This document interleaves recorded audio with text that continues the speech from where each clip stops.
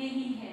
फिर गोपी जवाब देते हुए जवाब क्यों नहीं देंगे? जो लंबा भाषण कर सकता है उसके लिए जवाब देना तो बड़ा आसान होता है। आसान होता है वे यहाँ आकर हमसे बात न करते।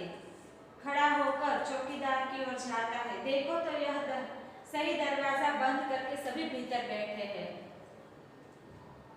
नालायक उल्लू के पठे, निमेश ने कहा। अब शब्दों के उपयोग पर अविनाश का प्रतिबंध है, यदि याद रखो, नरेश ने कहा। तभी तो हम अभी तक शांत है।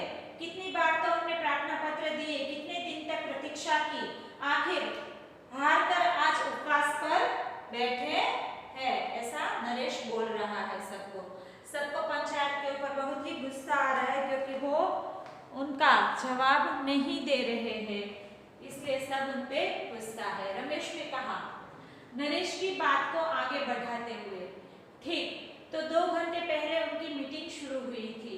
बीच में हमने 4 बार कहलवाया कि हमको अंदर बुलाओ या बाहर आकर हमसे बात करो, बस जवाब ही नहीं दिया।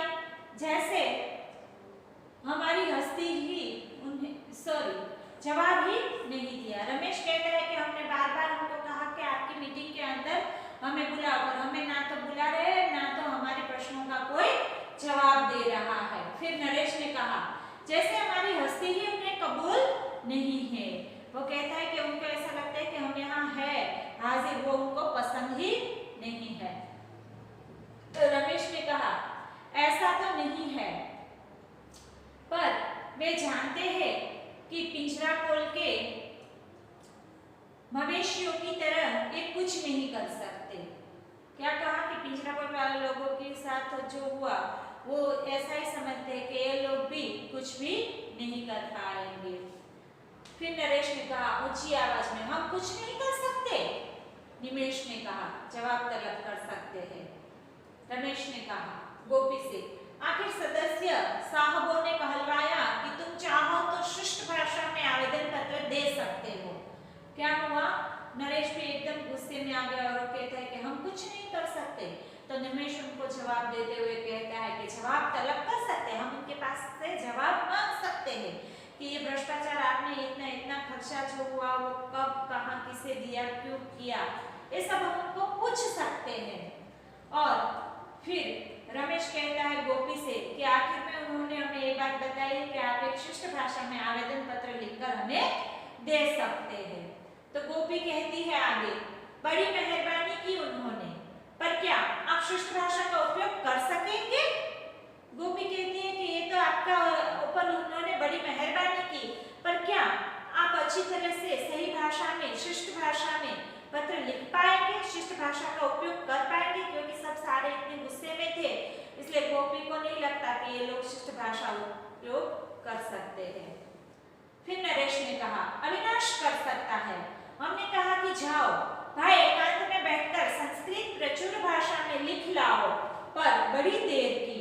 क्या कहा? गोपी ने जब पूछा तो नरेश ने कहा हम लोग तो नहीं लिख सकते, पर अविनाश है वो लिख सकता है, क्योंकि वो पढ़ा लिखा और समझदार और सुलझा हुआ इंसान है गांव में। तो उन सब ने अविनाश को भेजा कि तुम अच्छी तरह से पत्र लिख कर आओ और फिर हम उनको आवेदन दे देते, पर उनको भी बड़ी देर लगती है आने में। रमेश ने कहा शिष्ट शब्द खोज रहा होगा। क्या कहा? कि वो शिष्ट शब्द खोज रहा होगा। इतनी देर लगी तो सब मजाक करने लगते हैं। गोपी कहती है आप उनकी मदद करते तो अच्छा होता। नरेश ने कहा बस हमने मैटर दे दिया है। गोपी ने कहा मैं जान सकती हूँ? नरेश ने कहा क्यों नहीं, सारा गांव जानता है। इन सदस्य महोदयों ने बेशर्म होकर भ्रष्टाचार के कई मामलों में जो सहयोग किया है। कहते हैं कि हमने आप जो आवेदन लिख रहे हैं उसके अंदर क्या लिखना चाहते हैं, तो कि इन जो भ्रष्टाचार लोग हैं मंत्रिमंडल के, पंचायत मंडल के, उनके भ्रष्टाचारों का हम उनसे सवाल कर सकते हैं और आवेदन के अंदर वो सारी बातें हम लिखकर उनको बता सकते हैं कि आपने कौन कौन से घोटाले किए हैं। फिर आगे है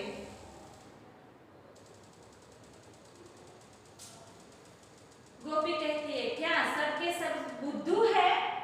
निमेश ने कहा है तो बड़े चालाक, पर जरूरत पड़ने पर बुद्धू भी बन सकते हैं। अविनाश अभी क्यों नहीं आया? जरा देखो तो सही। गोपी, वह शायद दद्दा के घर बैठा हो। फिर निमेश को गोपी को कहते कि अविनाश अभी क्यों नहीं आया? और गोपी कहती है कि क्या ऐसा बुद्धू है? तो कहते हैं कि बुद्धू तो नहीं है, पर हमें बुद्धू बना सकते हैं, जरूरत पड़ने पर बुद्धू भी बन सकते हैं। वो हमें उल्लू बना रहे हैं, वो उल्लू तो नहीं है। फिर अविनाश को खोजते कि अभी तक आया क्यों नहीं, गोपी को देखने के लिए कहता है। गोपी कहती है कि शायद वो दद्दा के घर बैठा होगा। गोपी ने कहा आप लोगों को हर्ष न हो तो उनके साथ यहाँ आऊं? रमेश ने कहा हर्ष तो शायद तुम्हारे बड़े भाई साहब को होगा। गोपी ने कहा यह आपकी गलतफहमी है, मैं आऊंगी, जाती है। गोपी सबको पूछकर जाती है कि क्या आप लोगों को कोई अगर हर्ष ना हो तो मैं अपने बड़े भाई के साथ यहाँ आना चाहूंगी। फिर रमेश कहता है कि हमें तो कोई प्रॉब्लम नहीं है, पर तुम्हारे बड़े भाई को शायद हो सकती है। और गोपी कहती है कि बिल्कुल नहीं, वो ऐसा कुछ नहीं करेंगे, मैं उनके साथ जरूर आऊंगी। और वो वहां से चली जाती है। फिर आगे है नरेश बंद दरवाजे के पास जाकर दरार से देखने की कोशिश करता है। चौकीदार हाथ पकड़कर उसे हटा देता है। एक नाटकीय तौर पर यहाँ दिया गया है, इसलिए इस तरह का दृश्य दिया गया है। फिर है रमेश। रमेश ने कहा क्या कुछ पता चला? नरेश ने कहा कैसे चले, मुंह में मुंह डाले खुसर खुसर कर रहे हैं सभी। क्या कहा कि कुछ पता चला? रमेश ने नरेश से पूछा। तो नरेश कहता है कि कैसे पता चलेगा, सब लोग मुंह में मुंह डाल के एक दूसरे के साथ खुसर खुसर कर रहे हैं, जोर से नहीं बोल रहे, धीरे से बोल, खुसर खुसर कान में जो बात करते हैं ना, इस तरह से वो बातें कर, तो मुझे तो कुछ भी पता नहीं चला। ऐसा में अविनाश आ जाता है। अविनाश ने कहा प्रवेश करते हुए किसी का तिरस्कार मत करो नरेश, हम इस गांव के पढ़े लिखे युवक हैं, हमारी जिम्मेदारी कुछ ज्यादा है। वो सबको बताता हुआ कहते हैं कि किसी का तिरस्कार करना अच्छी बात नहीं है, तुम किसी का तिरस्कार मत करो। और वो कहता है कि हम गांव के अच्छे लोग हैं, पढ़े लिखे लोग हैं, इसलिए हमें किसी के साथ इस तरह का बर्ताव नहीं करना चाहिए, हमारी जिम्मेदारी ज्यादा है। फिर रमेश कहता है सो तो है ही। अविनाश से आवेदन पत्र लेकर पढ़ता है। निमेश ने कहा क्या लिखा? अविनाश ने कहा बस वही, उनके सभी घोटाले, पंचायत के घाटे के कारण, उर्वरकों के वितरण का प्रश्न, गरीबों के लिए आने वाले रेशन को काला बाजार में बेचने की बात, ये सारी बात जो पंचायत ने घोटाले किए थे वो सारी की सारी बात उसने आवेदन पत्र के अंदर लिख दी है। निमेश जब पूछता है तो अविनाश बताता है कि वो सारी की सारी पंचायत की बात मैंने घोटाले वाली, राशन वाली, गरीबों की, ये सारी की सारी मैंने उनको इनमें लिखकर बता दी है। फिर निमेश कहता है वे तो कह देंगे कि रेशन वगैरह का काम तो सहकारी मंडली करती है। रमेश ने कहा मगर उस मंडली पर कुंडली मारकर तो वे ही बैठे हैं या कोई और? क्या कहता है? निमेश कहता है कि रेशन का जो सारा काम है वो तो सहकारी मंडली कर रही है, हम नहीं कर रहे, तो आप उनसे जाकर पूछे। पर रमेश फिर उनको कहता है कि मगर उसके ऊपर कुंडली मारकर बैठा कौन है? वो सब तो काम ये मंडली वाले ही करते हैं। फिर आगे नरेश कहता है ठीक है, जाओ दे आओ अविनाश। अविनाश ने कहा आप दे आइए रमेश भाई। निमेश ने कहा हाँ आप बड़े हैं हम सबसे। रमेश ने कहा इससे क्या, हमको जगाया तो है अविनाश ने ही। सब इस तरह की चर्चा करते। अविनाश कहता है कि रमेश भाई आप दे आओ। फिर निमेश कहता है कि हाँ आप सबसे बड़े हो इसलिए आप ही दे आओ। पर रमेश कहता है कि बड़े होने से क्या होता है, मुझे तो कुछ पता ही नहीं था, पर हम सबको इसके बारे में जगाया तो अविनाश ने ही है, हम सबको बताया तो अविनाश ने है।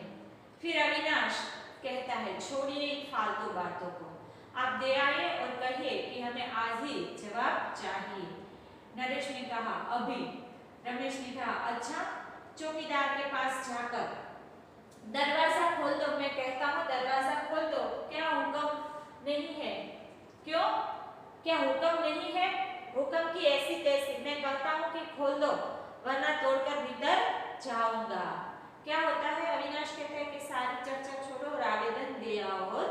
कहता है कि हमें इसका जवाब चाहिए, आज ही इसका जवाब चाहिए। तो नरेश कहता है कि आज ही नहीं, अभी ही हमें इनका जवाब चाहिए। और रमेश जाता है चौकीदार के पास, दरवाजा खोल दो ऐसा कहता है, पर वो दरवाजा नहीं खोलता, उसको हुक्म नहीं ऐसा कहता है। और कहता है कि हुक्म की तो ऐसी की तैसी, वैसा रमेश कह के आगे निकलता है। फिर अविनाश कहता है, अरे रमेश भाई, आप इस पर क्यों बिगड़ते हैं? ऐसा कीजिए, पत्र इससे दीजिए, भीतर जाकर दे आएगा। फिर रमेश कहता है, ठीक है, लो जाओ दे आओ। वो दरवाजा नहीं खोल रहा तो रमेश को उनके ऊपर गुस्सा आ जाता है। तो अविनाश कहता है कि आप इनके ऊपर क्यों गुस्सा करें, आप लेटर उनको दे दीजिए, पत्र उनको दे दीजिए और वो जाकर अंदर दे आएगा। फिर चौकीदार पत्र लेकर भीतर जाता है, अंदर से दरवाजा बंद कर देता है। रमेश कुछ देर वहां खड़ा रहकर लौट आता है। बड़ी प्यास लगी है। नरेश ने कहा, मुझे तो भूख भी ऐसी लगी है कि। निमेश ने कहा, मैं तो जीवन में पहली बार उपवास कर रहा हूँ। अविनाश ने कहा, किसने कहा था? वे सारे लोग चर्चा कर रहे थे, पत्र अंदर दे आए, फिर उनके जवाब का इंतजार सब लोग बाहर कर रहे थे और फिर एक दूसरे से बातें कर रहे थे। वो कहता है कि मुझे बहुत प्यास लगी है, तो वो कहता है कि मुझे तो बहुत भूख भी लगी है। तो अविनाश कहता है कि किसने कहा था कि उपवास करो? फिर आगे क्या होता है? रमेश ने कहा, मैंने उपवास का कुछ अच्छा असर पड़ता है, पुलिस पकड़कर ले नहीं जाती। निमेश ने कहा, पुलिस तो यहाँ है ही कहाँ? रमेश ने कहा, यहाँ ना हो, पड़ोस के गांव में तो है। नरेश ने कहा, तो क्या? अविनाश ने कहा, कुछ नहीं, वह आएगी तो हमें उस बातों उसे बता वो आएगी तो हम उसे बता देंगे कि तुम्हें कानून का भंग करने वालों को पकड़ना है, तो पकड़ो। दरवाजे की ओर निर्देश करके उन लोगों को वो अविनाश कहता है, अगर पुलिस आ भी जाए तो क्या, हम तो किसी कानून का भंग नहीं कर रहे हैं, उनको बता देंगे कि तुम्हें अगर काम करना है तो कानून के भंग करने वालों को पकड़ो। और सामने पंचायत की तरफ दरवाजे की ओर दिखाकर वो बताता है कि उन लोगों को पकड़ो, हमें नहीं। नरेश ने कहा, और वे आपकी बात मान लेंगे? अविनाश ने कहा, आज नहीं तो कल। रमेश ने कहा, तुम बड़े आशावादी हो अविनाश। अविनाश ने कहा, हाँ हूँ, तभी तो इस काम में लो चौकीदार आ गया। अविनाश कहता है कि हाँ, मैं आशावादी तो हूँ, तभी इसीलिए तो इस काम में जुटा हूँ। और ऐसे में चौकीदार आ जाता है। सभी उत्सुकता से चौकीदार के पास आते, वह बिना बोले ही ताला लगाने लगता है। नरेश उसे रोककर भीतर झांक लेता है। रमेश भी चौकीदार निमेश को रोककर ताला लगाकर शांति से चला जाता है। सब लोगों ने अंदर देखा तो अंदर कोई दिख नहीं रहा था। चौकीदार चुपचाप ताला लगाकर वहां से जा रहा था। फिर नरेश कहता है, लोग भाग गए सभी उस दरवाजे से। अविनाश ने कहा, धैर्य तथा दृढ़ता से। भागकर जाएंगे कहाँ? उन्हें हमारे प्रश्नों का जवाब देना ही पड़ेगा, आज नहीं तो कल। क्या कहता है कि वो भागकर जाएंगे कहाँ? नरेश जब कहता है कि सब लोग पिछले दरवाजे से भाग गए, तो अविनाश धीरज बन जाता है कि आज नहीं तो कल उनको हमारे प्रश्न का जवाब देना ही पड़ेगा।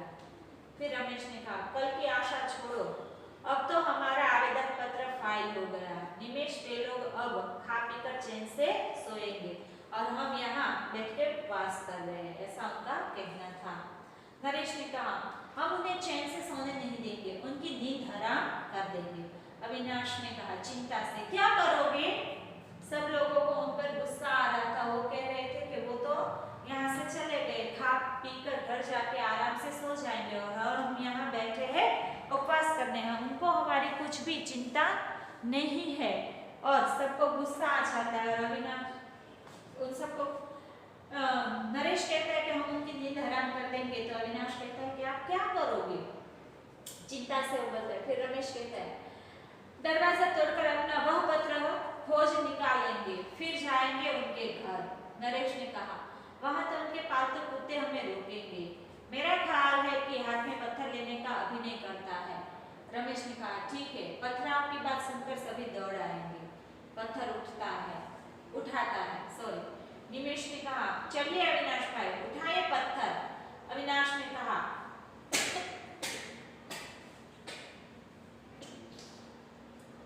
बोली, मजाक छोड़ो।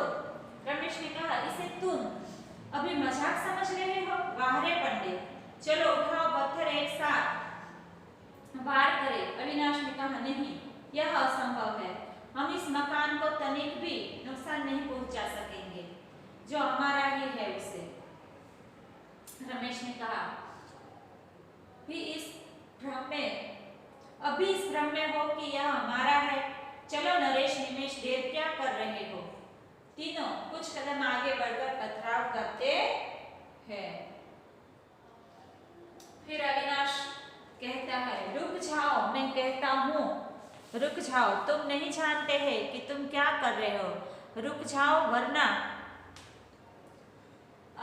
वो छोड़ देता है। उनको ये अच्छा नहीं लगता, क्योंकि उनको उस घर से लगाव है, उसकी नींव में उसने हाथ बटाया था। नरेश ने कहा, वरना क्या, तुम ही ने तो हमें इसके लिए भड़काया था। अविनाश ने कहा, भड़काया नहीं था, झुलाना चाहा था। शायद यह मेरी गलती थी, मुझे आपसे ऐसी उम्मीद नहीं थी। रमेश भाई, कम से कम आपसे तो बिल्कुल ही नहीं थी। आप बड़े, आपको तो ऐसा बिल्कुल नहीं। अविनाश इन सबसे गुस्सा था, क्योंकि वो सब पत्थर मारे पे उतर आए थे। फिर रमेश ने कहा, रुको, तुम यहाँ से जाओ, मैं जानता हूँ ये तोड़फोड़ देखकर तुम्हें दुख होगा, जाओ। अविनाश कहता, मैं इस प्रकार पलायन नहीं कर सकता। निमेश ने कहा, तो हमें साथ दो। नरेश कहता है, हाँ, हमसे तो ज्यादा ताकतवर हो, आओ हाथ बटाओ। तीनों जोर से पथराव शुरू कर देते हैं, टूटने फूटने की आवाजें आने लगती है। फिर अविनाश कहता है, आप लोग मेरी बात सुनना नहीं चाहते, जैसी आपकी मर्जी। कार्यालय के दरवाजे के पास जाकर खड़ा होता है, भले ही मुझको चोट लग जाए। वो सबको मना कर रहा है, कोई मान नहीं रहा है, तो वो कार्यालय के दरवाजे के सामने खड़ा हो जाता है और कहता है कि कोई बात नहीं, आप पथराव करिए, भले मुझे लग जाए, मैं अब यहीं रहूंगा, आपको रोकूंगा। रमेश ने कहा, हम तुम्हें चोट नहीं पहुंचाएंगे, हम निशाना लगाना जानते हैं। निमेश नरेश अविनाश को बचाकर पत्थर फेंकते हैं। फिर आगे नरेश कहता है, हाँ, वे थोड़े ही हमारे दुश्मन हैं, पथराव चल रहा है। वही गोपी दौड़ती हुई आती है, अविनाश को सामने खड़ा देखकर चीख पड़ती है। गोपी ने कहा, ओ यह क्या, आप लोग अविनाश जी पर वार कर रहे हैं। रमेश ने कहा, नहीं, मकान पर। नरेश ने कहा, इन्हें समझाओ कि बीच से हट जाए। गोपी ने कहा, वे नहीं हटेंगे। निमेश ने कहा, तो हमारे पत्थर भी। गोपी, इन्हें चोट पहुंची तो? गोपी ने कहा। फिर रमेश ने कहा, हम कब कहते हैं कि ये चोट खाया, हम तो उन्हें बचाते रहेंगे, पर हो सकता है कोई पत्थर छीन कर उनको लग भी जाए। ऐसा वो वाक्य अधूरा छोड़ता है। फिर गोपी कहते हैं, हाँ हाँ हाँ, हो सकता है, अच्छा हो कि इसका लाभ मुझे भी मिले। आप तो सुरक्षित है, बुद्धिमान है, रुक जाइए। गोपी इन लोगों के आगे इधर उधर चलती रहती है ताकि वे पत्थर फेंक ना सके, परंतु वे गोपी को बचाकर मार करने का मौका नहीं छोड़ते।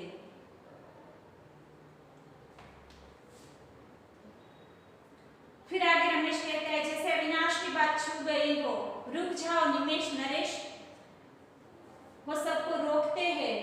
फिर गोपी कहती हो, आपने यह क्या किया? दौड़कर अविनाश के पास पहुंचती नरेश लज्जित होकर रुक जाता है। अविनाश, यह तो कुछ भी नहीं है, सामने से आगे के गोले आते तो भी मैं नहीं हटता। यदि निमेश का नरेश ने भी मेरी तरह इस मकान की रचना में हाथ बटाया होता तो वे भी मेरे स्थान पर खड़े होते और अंत तक अड़िग रहते, पर ये लोग तोड़ते हैं क्योंकि उन्हें रचा नहीं है। वो कहता है कि इन लोगों ने बनाने में कोई अपना हिस्सा नहीं दिया। जब ये मकान बना तब मैंने इनकी नींव में अपना हिस्सा दिया है, इसलिए ये लोग बनाने में नहीं मानते, ये लोग तोड़ने में मानते हैं। वो नहीं समझ पाए कि बनाना क्या होता है। फिर रमेश कहता है, हमें माफ करो अविनाश, तुमने आज हमें सही अर्थ में जगाया है। अपने प्राणों की झांकी बाजी लगाकर हम संकल्प करते हैं कि तुम्हारी या किसी की रचना को तोड़ेंगे नहीं, प्रतीक्षा करेंगे, सहेंगे। फिर गोपी कहती है, इसमें तो मैं भी आपका साथ दूंगी। निमेश कहता है, फिर प्रसाद जी की कविता का क्या होगा? गोपी ने कहा, हो सकता है कि किसी नए प्रसाद की रचना इस विद्रोह और प्रतीक्षा के बीच जन्म ले। आगे आकर बैठ जाते हैं, सभी उसका अनुसरण करते हैं। इस तरह से अविनाश सबको रोकता है और सबको बताता है कि हमें इस तरह से करना नहीं है, हम शांति से उनका प्रतिकार करेंगे। इस तरह से विद्रोह करना सही बात नहीं है। और इस चैप्टर में भी हमें लेखक यही समझाना चाहते हैं कि आजकल के नवयुवक जो है वो जल्दी से आवेश में आ जाते हैं और जल्दी से इस तरह से कार्य करते हैं। तो इस तरह से कार्य नहीं करना चाहिए, हमेशा समस्या का हल शांतिपूर्ण निकालना चाहिए। और यहाँ आपका चैप्टर समाप्त होता है। अगले वीडियो में हम इनकी एक्सरसाइज करवाएंगे। तो आज का वीडियो यहीं तक रहेगा। Thank you student.